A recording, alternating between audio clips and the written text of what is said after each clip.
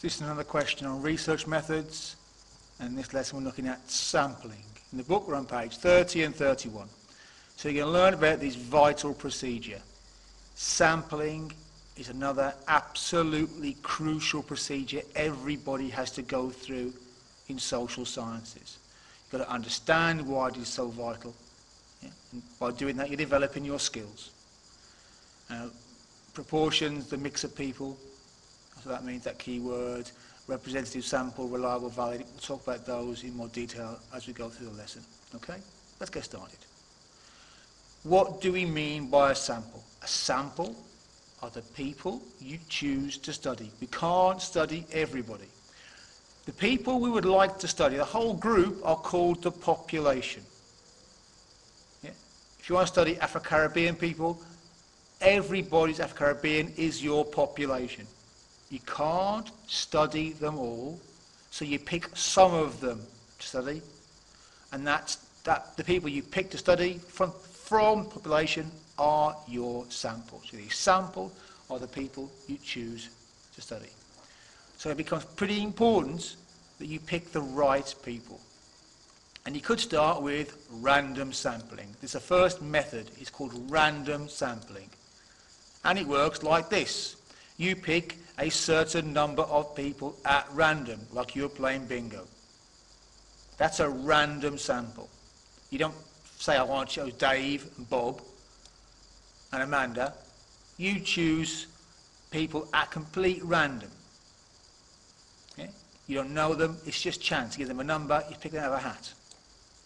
The problem with that is just mathematically you might get the wrong mix of people, too many rich people, not enough poor people, etc., etc. It depends.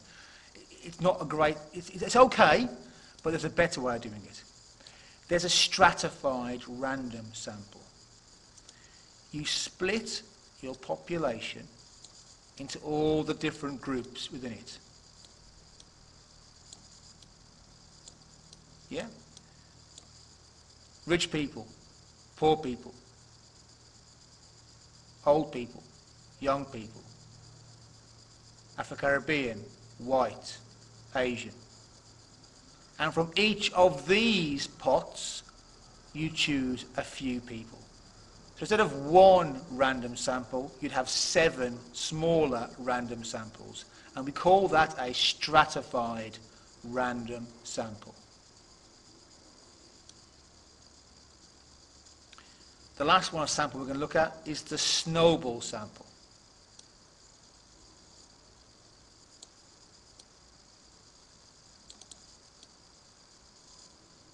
Snowballs start off that size. You push them, they get bigger. So they get bigger as you use them. As you push them, they get bigger. That's the idea here.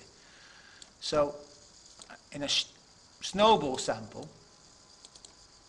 you start off with one person. You do some work with them, you study them, whatever it is you've got to do, interviews, questionnaires, and then you say to them at the end, do you know anybody else who would be willing to help me in my research? And they maybe introduce you to 2 more people. And because they trust you, they get their friends to trust you. Then when you've interviewed and done questionnaires and observed those 2 people, you ask them, do you know anybody who could help me? And they all give you a few more. And I hope you can see here, as you push the snowball, it gets bigger and bigger. When would you have to use this? Criminal groups. Any secret deviant group who is difficult to get a sample for. Yeah? There isn't a list of drug dealers, so you can do a random sample on them. Yeah? Drug dealers don't appear on a list. They don't cooperate with sociologists. Yeah? People coming out of prison, drug users, you have to use a snowball sample for them. Yeah? So there's random sampling, stratified random sampling, and snowball sampling. And why this is important? Do a bit of work on this in class, you can see a 50-word answer. If you ask the wrong people, you get the wrong answer. I'll give you an example. Let's say you want to know how much influence the lyrics in rap and hip-hop music has on violent behaviour. You then go and talk to some old people in an old folks home. They're going to tell you it doesn't affect them. What's gone wrong in your, what's gone wrong? Yeah? Ask that question yourself. What's gone wrong in that survey? You've asked the wrong people. And because you've asked the wrong people, you've got the wrong answer. Sampling is vitally important.